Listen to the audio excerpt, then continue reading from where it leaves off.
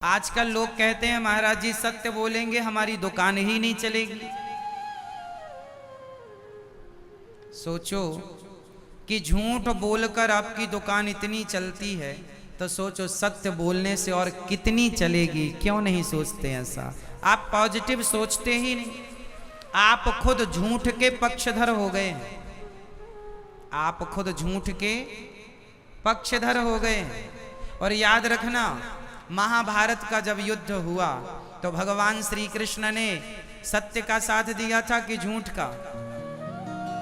जोर से, सत्य का। सत्य किसके पक्ष में था? पांडवों के या कौरवों के? पांडवों के पक्ष में सत्य था। इसलिए लोग कहते हैं भगवान ने पांडवों का साथ दिया। ना, गलत कहते हैं लोग। भगवान पांडवों का साथ नहीं दिए, भगवान तो सत्य का साथ देते हैं। जो भी सत्य के संग होगा भगवान उनके संग होंगे। बेईमानी का पूरा पहाड़ हिला दिया भगवान श्री कृष्ण ने। दुर्योधन इत्यादि, दुशासन इत्यादि और धृतराष्ट्र की पूरी नगरी को चौपट कर दिया। क्यों? क्योंकि भगवान सदा सत्य के संग खड़े हैं। आप भी यदि दुर्योधन की तरह झूठ का साथ देंगे, दानवीर कर्ण इतने बड़े दानी थे साहब, दानवीर कर्ण इतने बड़े दानी थे, पर साथ किसका दे रहे थे? झूठ का। इसलिए दानवीर कर्ण जैसे दानी, दानवीर कर्ण जैसे योद्धा, कर्ण जैसे कर्ण ऐसे थे कि उनके बाणों का अर्जुन तो सामना कर ही नहीं सकते थे, पर उनकी शक्ति कम इसलिए हो गई कि वो साथ झूठ का दे रहे। गुरु द्रोणाचार्य जिन्होंने अर्जुन को धनुष पकड़ना सिखाया है, गुरु द्रोणाचार्य जिन्होंने अर्जुन को धनुष पर बाण रखना सिखाया है, वो गुरु द्रोणाचार्य, उनके बाणों का कौन सामना कर सकता था? कोई नहीं, पर साथ किसका दे रहे थे? झूठ का। पितामह भीष्म, जिनके बाणों का सामना उनके गुरु भी ना कर सके, अपने गुरु परशुराम जी को भी युद्ध में संतुष्ट करने वाले पितामह भीष्म बाणों की सैया पर लेट गए। क्यों? क्योंकि साथ किसका दे रहे थे? झूठ का। और आजकल आप लोगों ने भी यही नारा शुरू कर दिया है, महाराज जी झूठ बोले बिना दुकान नहीं चलेगी, बोलना ही पड़ेगा। तो सुन लो, झूठ का साथ दिया था स्वयं गुरु द्रोणाचार्य ने, कर्ण ने, पितामह भीष्म ने।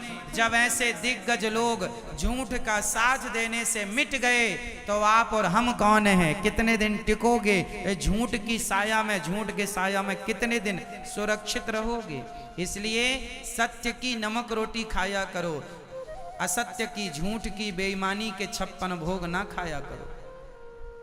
क्यों जी? ईमानदारी और सत्य की नमक रोटी अच्छी है या बेईमानी का 56 भोग अच्छा है? आप बताएंगे अंबिकापुर वाले, बताइए, ईमानदारी की नमक रोटी अच्छी है या बेईमानी का 56 भोग? खड़े होके नहीं बताना भैया, बैठे बैठे बताना, बैठे बैठे बोलना है। क्या है? हमें ईमानदारी से जीवन जीना है, हमें बेईमानी। तो आज से आप लोग कभी भी बेईमानी नहीं करेंगे, सदा सत्य बोलेंगे। सत्यम ब्रूयात प्रियम ब्रूयात। सत्य बोलेंगे और मधुर बोलेंगे, मीठा बोलेंगे। भगवान सदा सत्य बोलते हैं, अर्जुन सदा सत्य बोलते हैं, धर्मराज युधिष्ठिर सदा सत्य बोलते हैं, सत्य बोलते हैं। इसलिए वो थोड़े से परेशान हो जाते हैं। सत्य परेशान हो सकता है पर सत्य कभी पराजित नहीं हो सकता, ये याद रखिएगा।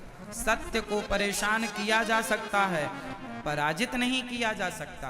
12 साल का वनवास दिया जा सकता है सत्य को। पांडवों को 12 साल का वनवास, 1 वर्ष का अज्ञातवास मिला, लेकिन उन्होंने ऐसी विषम परिस्थिति में भी अपने सत्य को नहीं छोड़ा। तो अंत में उन्हें उनकी गद्दी, उनकी सत्ता, उनका धन, खोया हुआ राज्य उन्हें वापस मिल गया। किसने दिलाया? सत्य ने दिलाया। जब आप सत्य को नहीं छोड़ते तो वही सत्य आपको विजय श्री का मुकुट पहना देता है, वही आपकी जीत कराता है। इसलिए सत्य बोला करो। बेईमानी करके मरोगे, नरक जाना पड़ेगा। मैं बेईमानी करके 1 लाख रुपए कमा लूं, फॉर एग्जाम्पल, माना कि मैं बेईमानी करके 1 लाख रुपए कमा लूं, तो बताइए 1 लाख रुपए कितने दिन चलते हैं? 1 माह में खर्च हो जाएंगे, 2 माह में खर्च होंगे, और लगाओ तो साल भर में खर्च करोगे आप। 1 लाख रुपए, 2 लाख रुपए, 10 लाख रुपए बेईमानी कर भी लोगे तो लाख 10 लाख साल 2 साल में खर्च हो जाएंगे, पर वो जो लाख 10 लाख के लिए तुमने झूठ बोला है वो खत्म नहीं होगा, उसको भोगना पड़ेगा। झूठ बोलकर कमाया हुआ धन तो खर्च हो जाता है, पर झूठ खत्म नहीं होता, उसे भोगना पड़ता है। अब आप बताइए, क्या आप चाहेंगे झूठ बोल करके आप उसका पाप भोगना पसंद करेंगे, या झूठ बोलना ही छोड़ देंगे?